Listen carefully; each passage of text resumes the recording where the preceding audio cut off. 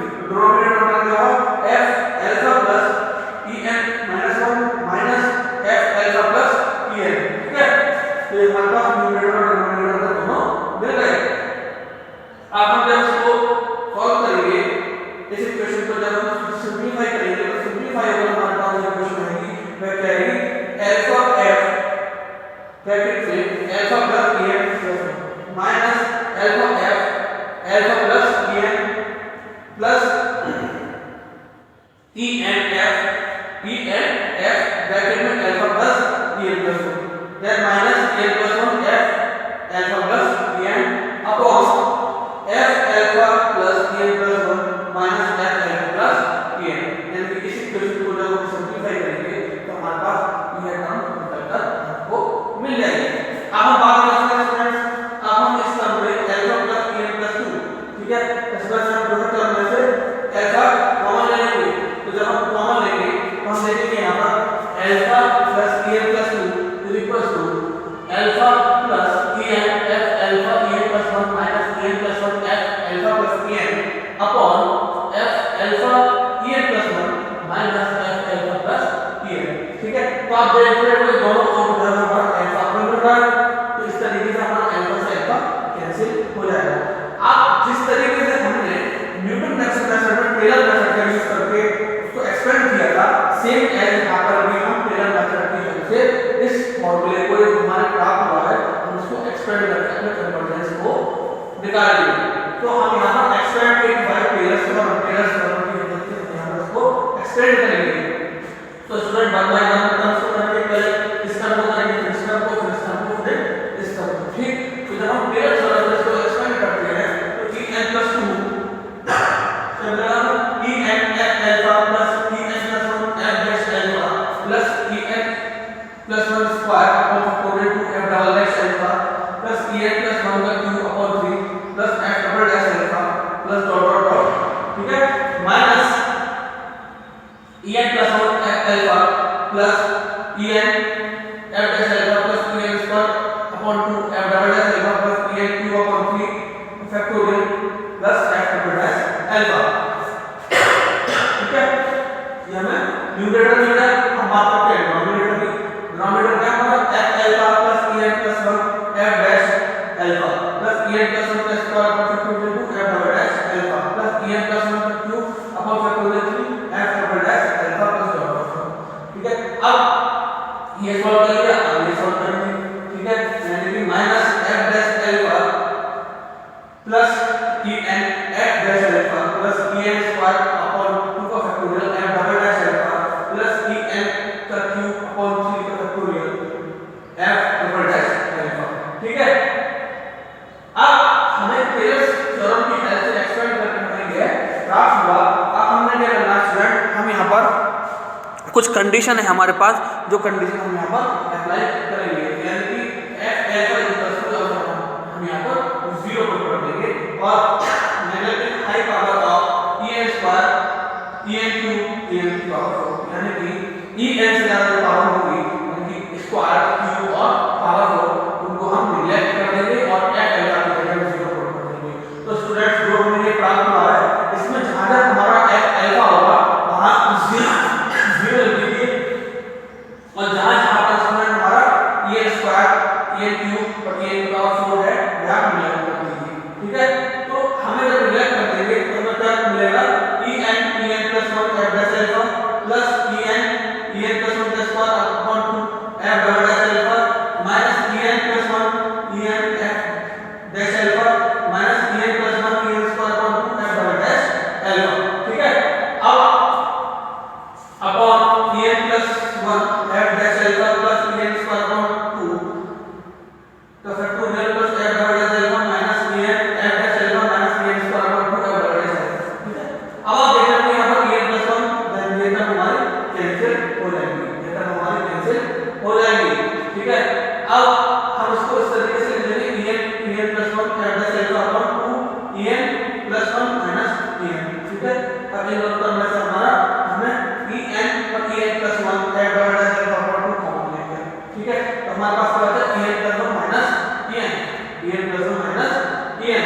ठीक है, अब f डैश अल्फा नीचे जो बचा हमारा हमने देखा इसमें से f डैश अल्फा कॉमन ले लिया तो हमारा क्या बचा en प्लस 1 माइनस en, इसमें से f double dash alpha upon 2 common लेंगे तो हमारा क्या बचा en प्लस 1 का स्क्वायर माइनस en स्क्वायर। ठीक है, अब यहां पर आप देखिए जब इसको हम बाइनोमियल इक्वेशन के अकॉर्डिंग और यहां पर हमने लिया है en plus 1 f double dash alpha then en plus 1 minus en और यहां पर हमें लगा डिनोमिनेटर में हमें क्या है यहाँ पर, इसको जब सॉल्व करेंगे तो 2en + 1 माइनस en, ठीक है, then f dash alpha plus f double dash alpha en + 1 plus en, इसको हमने मल्टीप्लाई कर देंगे तो हमें ये मिलेगा, इससे हमारा ये कट हो जाएगा, इससे हमारा ये कट हो जाएगा, then en + 1 en + 1 upon 2 f double dash alpha f dash upon f dash alpha हमने कॉमन ले लिया इंटीग्रल टर्म्स में से और इसको हम न्यूमरेटर में ले आए और हो गई। अब हम इसको बाइनोमियल इक्वेशन में पुट करेंगे स्टूडेंट्स, तो हम लिखेंगे en + 2 बराबर en + 1 upon 2 f double dash alpha upon f dash alpha 1 minus f double dash alpha 2 f dash alpha bracket में en + 1 प्लस en, ठीक। अब हम स्टूडेंट्स अगर बात करें तो यहाँ पर आफ्टर दिस सॉल्यूशन हम बात करते हैं अब यहाँ पर, ठीक है।